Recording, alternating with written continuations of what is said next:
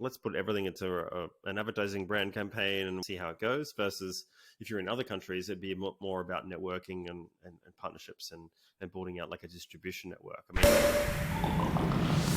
they called them the champagnes of the beer world. Cheers. Thank you. It's been some time since I've drank a beer out of a pop-top champagne intimidator bottle. I operate Hockey Stick Advisory to help ambitious companies build their partnership ecosystem.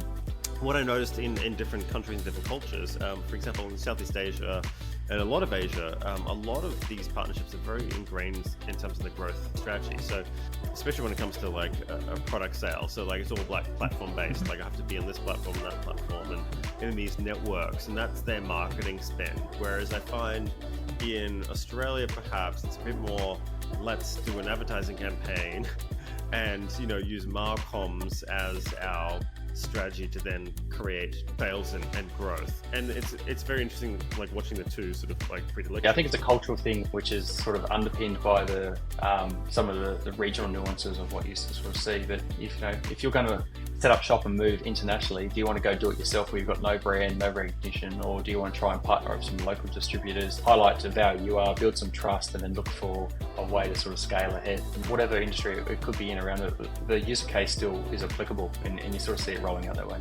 You finished at Xero like a couple of years ago, right? And then you branched out on your own and did Hockey Stick Advisory, and then you said, oh, there's a lot of actual demand, and you were kind of surprised by how much there was. Do you think there's a bit of a void around perhaps what I think it's just sort of the nature of where partnerships have sort of played. Like it's usually been on the CEO's right shoulder of founders, like someone go chat to these people and have a go attitude, which is kind of, you know, a bit of the Aussie culture a little bit around it. Like you've always had defined sales departments, you've had defined marketing departments, and they've always have headcounts, and there's training behind them, and there's industry standards, but partnerships are still coming to life around it and some of the benefits which we talked to just earlier around the sort of trends that we're sort of seeing as, you know, the measurability and impact of these are coming to the forefront. That sort of the industry is maturing.